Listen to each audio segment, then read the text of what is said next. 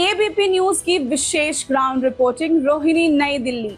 आम आदमी पार्टी के कट्टर ईमानदार, सर्वश्रेष्ठ वर्तमान निगम पार्षद व पूर्व विधायक प्रत्याशी श्री प्रदीप मित्तल जी ने रोहिणी सेक्टर 16 में कायम की सेवा की अनूठी मिसाल। पूर्व मुख्यमंत्री अरविंद केजरीवाल के जापानी पार्क सुंदरकांड पाठ आयोजन में हुए शामिल। मंदिर चंदा चोरी में दोषियों को खुलेआम फांसी देने की मांग का किया पुरजोर समर्थन। एबीपी न्यूज की इस ग्राउंड रिपोर्टिंग में आज हमारी टीम पहुंची है रोहिणी सेक्टर 16 क्षेत्र में, जहां आम आदमी पार्टी के कट्टर ईमानदार, सर्वश्रेष्ठ वर्तमान निगम पार्षद और पूर्व विधायक प्रत्याशी श्री प्रदीप मित्तल जी ने अपने जन सरोकार के कार्यों से सेवा की गई नई मिसाल कायम की है। श्री प्रदीप मित्तल जी एक ऐसे जनप्रिय नेता हैं जो लगातार 24 घंटे जनता के बीच में रहते हैं और जनता के हर कार्य को पूरा करना ही सबसे पहले अपना परम कर्तव्य समझते हैं।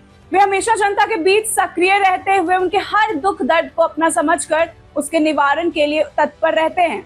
इसी कड़ी में आज एक बेहद महत्वपूर्ण जानकारी साझा करते हुए श्री प्रदीप मित्तल जी ने बताया कि दिल्ली के पूर्व मुख्यमंत्री और आम आदमी पार्टी के राष्ट्रीय संयोजक श्री अरविंद केजरीवाल जी आज रोहिणी के प्रसिद्ध जापानी पार्क में पहुंचे थे, जहां एक भव्य सुंदरकांड पाठ का आयोजन किया गया था। इस धार्मिक और विशाल मंच से ही श्री अरविंद केजरीवाल जी ने एक बेहद बड़ा और कड़ा बयान दिया। उन्होंने सीधे तौर पर कहा कि जो मंदिरों में चंदा चोरी की घटनाएं हुई हैं, जो चंदा चोरी का महापाप हुआ है, उसमें शामिल सभी दोषियों को सरेआम और खुलेआम फांसी की सजा होनी चाहिए। पूर्व मुख्यमंत्री के इस बड़े बयान और भ्रष्टाचार के खिलाफ उठाए गए कदम का आम आदमी पार्टी के वर्तमान निगम पार्षद व पूर्व विधायक प्रत्याशी श्री प्रदीप मित्तल जी ने भी खुले मन से पुरजोर समर्थन किया। प्रदीप मित्तल जी का साफ कहना है कि धार्मिक आस्था के साथ खिलवाड़ करने वाले और चंदा चोरी करने वाले भ्रष्टाचारियों के खिलाफ ऐसे ही सख्त से सख्त कार्रवाई होनी चाहिए, ताकि समाज में एक कड़ा संदेश जाए। क्षेत्र की जनता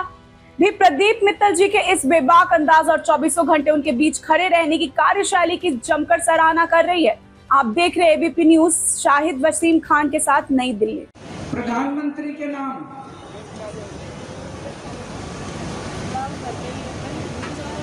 एक तो आप सबने जाने से पहले ये चिट्ठी दस्तखत करके जानी है। एक एक चिट्ठी आपको दी जाएगी। इस चिट्ठी में लिखा है, ये चिट्ठी प्रधानमंत्री के नाम है, एक राम भक्त की तरफ से। राम भक्त प्रधानमंत्री जी को क्या कह रहा है? आदरणीय प्रधानमंत्री जी, श्री राम मंदिर में हुई चढ़ावा चोरी ने मुझे अंदर तक झकझोर दिया है कि नहीं है? करोड़ों श्रद्धालुओं ने अपनी छोटी बड़ी बचत से श्री राम मंदिर के निर्माण में योगदान दिया था। कई लोगों ने तो अपनी पूरी जिंदगी की जमा पूंजी दे दी थी। अधिकांश लोगों ने रसीद तक नहीं मांगी। सबने सोचा ये तो भगवान का घर है, यहाँ रसीद क्या मांगनी। आज उस विश्वास को मेरी भारी ठेस पहुंची है। श्री राम मंदिर से संबंधित हर कार्य को आपने, प्रधानमंत्री जी, आपने आगे बढ़ चढ़ के किया। राम जन्मभूमि तीर्थ क्षेत्र ट्रस्ट आपने बनाया, उसके हर सदस्य को आपने व्यक्तिगत रूप से चुन के नियुक्त किया। ये सभी ट्रस्ट के सदस्य आपके बेहद करीबी माने जाते हैं। अब जब इतने बड़े स्तर पे बेईमानी हो गई तो आपकी चुप्पी से मैं आहत हूं। 2021 के पहले से ही ट्रस्ट में जमीनों के घोटाले, निर्माण कार्यों में 40% की कमीशन खोरी और अब इतने बड़े पैमाने पे चढ़ावा चोरी, ये सभी खबरें पिछले कई वर्षों से लगातार प्रमुखता से मीडिया में आती रही हैं। मुझे लगता रहा कि ये सब मोदी जी के संज्ञान में होगा और मोदी जी किसी भी दोषी को छोड़ेंगे नहीं, लेकिन पिछले कुछ दिनों के घटनाक्रम ने मेरे विश्वास को धक्का पहुंचाया। ऐसा लग रहा है कि भगवान के दोषियों को सजा दिलाने की बजाय बचाने की कोशिश की जा रही है। ऐसा लगता है एसआईटी और एफआईआर मात्र लोगों को धूल झोंकने, आंखों में धूल झोंकने और मामले को रफा दफा करने की कोशिश है। छोटे छोटे कर्मचारियों को पकड़ लिया और बड़े लोगों को बचाने की कोशिश की जा रही है। प्रधानमंत्री जी, ऐसा मत कीजिए। भगवान राम के मंदिर से चोरी करने वाले दोषियों को सरेआम फांसी दी जानी चाहिए। उन्हें बचाना महापाप है। मोदी जी, मैं आपको ये पत्र बहुत उम्मीद से लिख रहा हूं, सही है? इसको साइन करोगे एक तो, उसके बाद आप लोगों ने अब जिम्मेदारी लेनी है। अपने अपने इलाके में, अपने घर में, पड़ोस में, मंदिर में या कोई हॉल बुक करके लोगों को, सबको आमंत्रित करना है। अपने मोहल्ले के लोगों को, सोसाइटी के लोगों को, गली के लोगों को आमंत्रित करना है और सब लोगों को आमंत्रित करके वहां पे हनुमान चालीसा का पाठ करना है। हनुमान चालीसा का पाठ करके हनुमान जी की आरती करनी है और उसके बाद सबको ये चिट्ठी पढ़ के सुनानी है और सबको चिट्ठी पे दस्तखत करवाने हैं। हर राम भक्त से दस्तखत कराने हैं। तो अगर 25-30 लोग अपने घर पे बुला लो या मंदिर मिल जाए, हॉल मिल जाए तो 300-400 लोगों को बुला लो। हनुमान चालीसा का पाठ करो, हनुमान जी की आरती करो और उसके बाद इस चिट्ठी पे दस्तखत कराओगे? भगवान के मंदिर में खड़े हो, झूठे हाथ मत उठा देना। जो जो कराए हाथ खड़े करो। बोल श्री रामचंद्र महाराज की।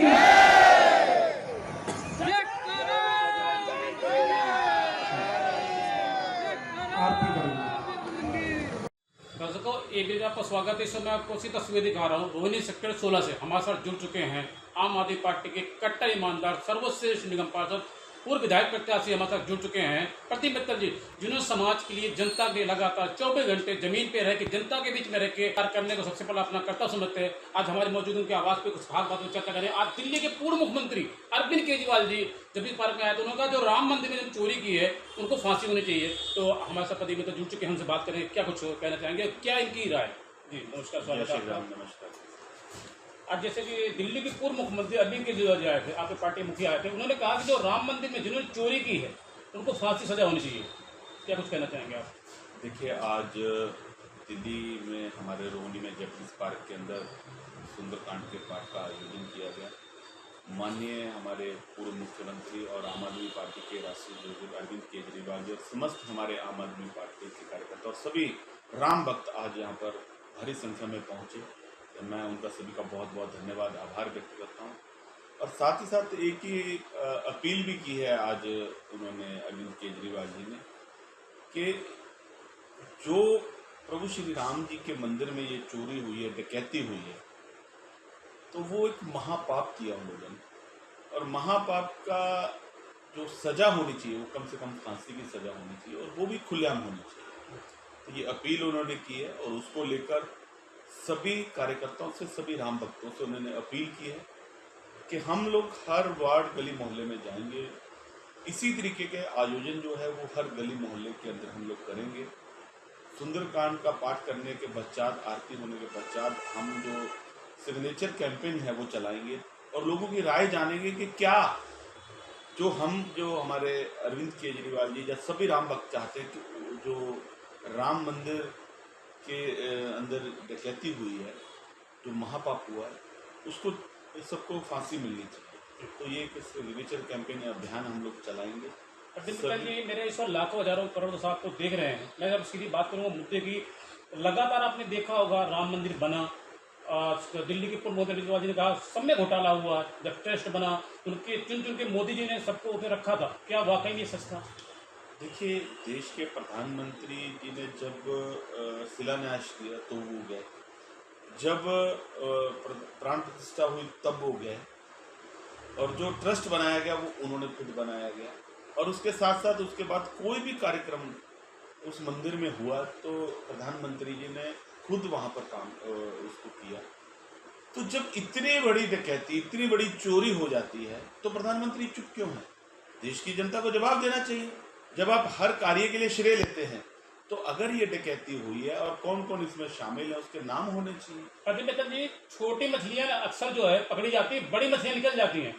तो देखिए मुझे लगता है कि कोई भी पाप करने के बाद या कोई भी घटना होने के बाद जो आप कह रहे हैं छोटी मछलियां पकड़ी जाती हैं, बड़ी बच जाती है, लेकिन अगर प्रभु के साथ कोई इस तरीके का कार्य करता है तो मुझे लगता नहीं है कि भगवान श्री राम उसको बख्शेंगे, चाहे वो किसी भी पताल में घुस जाए। देखिए सबसे बड़ी सजा तो कर्मों की मिलेगी, और हमारे हिंदू धर्म के अंदर एक बात है कि अगर कोई इस तरीके से मंदिरों के अंदर चोरी करता पकड़ा जाए तो सामाजिक बहिष्कार होता है। तो जिस तरीके से जो भी बड़े मगरमच्छ इसमें है, बहुत जल्द उनके नाम भी सामने आएंगे, और प्रभु श्री राम जी की कृपा से उन लोगों का जो कष्ट होगा या उन लोगों के खिलाफ जो कार्रवाई होगी तो वो भगवान स्वयं भी कर देंगे। इतने भगवान कहते हैं कि भगवान के घर में देर है अंधेर नहीं। प्रतिमित्र जी, हमने अपने एबीपी का सर्वे किया तो रोहिणी 16 के अंदर आपकी एक मिसाल क्या है, जनता के बीच में रह के जनता के दूसरे को समझ के सबसे पहले अपने आप आपके कार के नाम से जाने जाते हैं।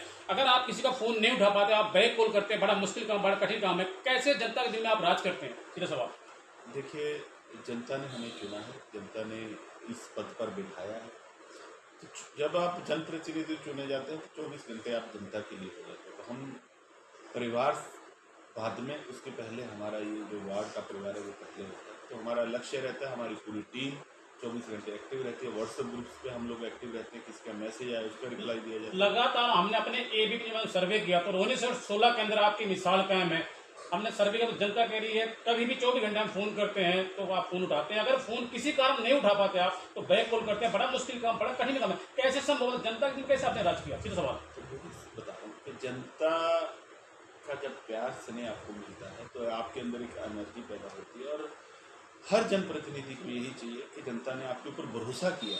आप किसी पे भरोसा करते हो तो उसका भरोसा नहीं तोड़ना चाहिए। हम पे भरोसा किया 5 साल के लिए, और इस 5 साल के अंदर जनता के काम जब हम करेंगे तो मुझे लगता है जब 5 साल बाद आप दोबारा वोट मांगने जाएंगे तो आपको वोट मांगने की जरूरत नहीं पड़ेगी, जनता स्वयं आपको वोट देगी। प्रतिमित्र, मेरा आपसे पहला और आखिरी सवाल, आज पूरे दिल्ली के अंदर पानी नहीं आ रहा।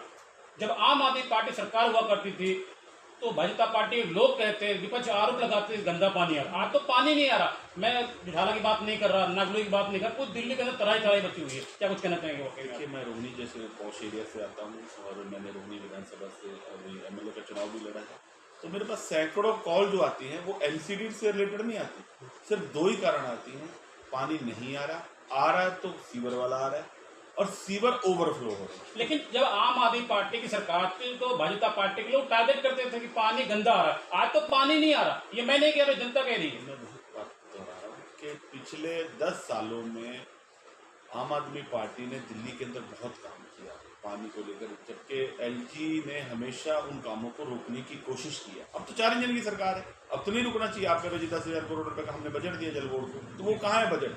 मुझे लगता है जिस तरीके से हेल्थ सेवाओं के अंदर 650 करोड़ रुपए का घोटाला हुआ है, ये एक जल बोर्ड का घोटाला भी बहुत जल्द सामने आएगा। जो हम तो ये कह रहे हैं कि 1.5 साल के अंदर कोई काम ही नहीं किया। जमुना जी सफाई की बात कर रहे थे, वो आज वही की पोजीशन है। पानी लोगों को नहीं मिल रहा है। इवन जो पानी 10 साल से लोगों को फ्री दे रहे थे अरविंद जी 20,000 लीटर, वो क्या भी बिल आने लगे हैं। बिल के साथ साथ उनको पेनल्टी भी दिल्ली की मुख्यमंत्री रेखा जो कहती है पहाड़ पे जाकर के कूड़ा हट जाए, तो क्या कूड़ा हट जाएगा उनके कहने से? सीधा सवाल। देखिए ऐसी मुख्यमंत्री हमने पहली दफा कही है कि वो कह रहे हैं जी कूड़े का पहाड़ मेरे को जाना होगा। अब मुझे लगता है कूड़ा का पहाड़ तो शायद नहीं जाएगा, ये जरूर चले जाएंगे जो मुझे दिखाई दे रहा है। तो जमुना जी की सफाई नहीं हुई, या जमुना जी के अंदर आप देखिए छठ घाट के अंदर इन्होंने नकली जो है वो छठ घाट बनाया गया है। तो माँ छठी मैया भी, उनकी भी दृष्टि जब इनके ऊपर पड़ेगी तो मुझे लगता है कि ये जो सरकार अतिक्रम कर रही है। मैं आपसे एक सवाल और करूंगा कि आप खुल के बोलते हैं, इसलिए मैं एक सवाल आपसे और करूंगा। मेरा आपसे पहला और आखिरी सवाल था, लेकिन मैं कोई एक सवाल आपसे और करूंगा। आपने देखा होगा कि आपके पार्टी की तरफ से बड़े बड़े दावे किए जा रहे हैं कि अगर ये दिल्ली के अंदर आज चुनाव होता है तो 70 की 70 सीटें आम आदमी पार्टी के खाते में जाने वाली है। क्या ऐसा संभव है? क्योंकि दिल्ली जनता वोट देने के बावजूद अपने आप को ठगा महसूस कर रही है। क्या हो जाए, क्या कारण है? देखिए दिल्ली की जनता के साथ जो इन्होंने वादे किए कि सिलेंडर फ्री देंगे, होली दिवाली आज तक नहीं मिला। 2500 रुपये की बात की, वो नहीं मिला। जमुना जी साफ सफाई की बात करी, वो नहीं मिला। मोहल्ला क्लिनिक इन्होंने बंद कर दिए गए। स्कूलों के सिर्फ नाम चेंज किए गए हैं। कोई काम नहीं वहाँ पर हुआ। अभी अरोग्या मंदिर के अंदर कितना बड़ा घोटाला हो रहा है, लोगों के मकान तोड़े जा रहे हैं, झुग्गियों जो गरीब लोगों को उजाड़ा जा रहा है। मैं अभी देखा दुकानदारों की दुकानें तोड़ी जा रही हैं, किसी रेडी बटरी वाले को उठाया जा रहा है। तो कुल मिलाकर क्या करना चाहते हैं, सिर्फ अडानी अंबानी जैसे लोगों को लाकर दिल्ली को सौंपना चाहते यानी अडवाणी अंबानी की सरकार जैसे सवाल। हैं। बिल्कुल 100% जैसे दूसरे इन्होंने राज्यों में किया, वो काम ये दिल्ली में चाहते हैं कि जितना जो तोड़ फोड़ करके सारा का सारा जो है वो अडानी अंबानी का। देश के प्रधानमंत्री नरेंद्र मोदी ने कहा था जहां झुग्गी वहीं मकान, लेकिन आज जहां झुग्गी वहीं मैदान हो खुद दिल्ली के अंदर। तो क्या वाकई में इन्होंने जो 25 रुपये देने का वादा किया था आज तक नहीं दिया, होली दिवाली सेंटर पे देने का वादा किया वो भी नहीं दिया। तो गरीब जनता को 1.5 साल के अंदर एक भी काम रेखा गुप्ता सरकार गिरा दे कि हमने काम किया, कोई काम नहीं हुआ। और दिल्ली की जनता बड़ी त्रस्त है, अरविंद केजरीवाल जी को याद कर रही है और विश्वास दिलाते हैं जब भी दिल्ली में चुनाव होंगे आम आदमी पार्टी 70 की 70 सीटें जीतेगी। 2027 में नगर निगम चुनाव है दिल्ली के अंदर, क्या आपको लगता है दिल्ली की जनता भारतीय जनता पार्टी को दिल्ली से बाहर का रास्ता दिखाएगी एमसीडी चुनाव? सीधे सवाल। देखिए 4 इंजन की सरकार होने के बावजूद आज मेयर भी इनका है। पूरी दिल्ली के अंदर कूड़े के ढेर लगे पड़े हैं, जल भराव की समस्या जस की तस है, नाले की सफाई के नाम पर करोड़ों रुपए का जो टेंडर होता है अभी उसका भी मुझे लगता है घोटाला निकल कर आएगा। कोई नालों की सफाई नहीं हो रही, ऐसे जल भराव हो रहा है, सफाई व्यवस्था चरमरा रही है, तो कुछ भी काम नहीं हो पा रहा है। मुझे लगता है कि इस बार दिल्ली की जनता अपने को ठगा महसूस करे। एक मौका दिया था 27 साल बाद इनको कि आप आइए और काम कीजिए, कि आपकी 4 इंजन की सरकार, आप कहते थे जी डबल इंजन ट्रिपल इंजन, यहाँ 4 इंजन की सरकार बनाइए और काम कीजिए। लेकिन जिस तरीके से काम नहीं हुआ 2027 के अंदर एमसीडी में भी आम आदमी पार्टी की सरकार बनेगी और दिल्ली विधानसभा के आने वाले चुनाव में भी 70 की 70 सीटें जीतकर आम आदमी पार्टी की सरकार बनेगी। तो लगातार मैं आपको तस्वीर दिखा रहा हूँ, रोहिणी सकड़ 16 से हमारे साथ जुड़ चुके थे आम आदमी पार्टी के कट्टर ईमानदार सर्वश्रेष्ठ निगम पार्षद श्री प्रदीप मित्तल जी, और आम आदमी पार्टी के पूर्व विधायक प्रत्याशी भी रह चुके हैं जिन्होंने भारतीय जनता पार्टी पर जमकर निशाना था। यदि दिल्ली के अंदर में आज चुनाव होता है तो 70 की 70 सीटें आम आदमी पार्टी के खाते में जाने वाली है। आप देख रहे हैं एबीपी न्यूज। नमस्कार।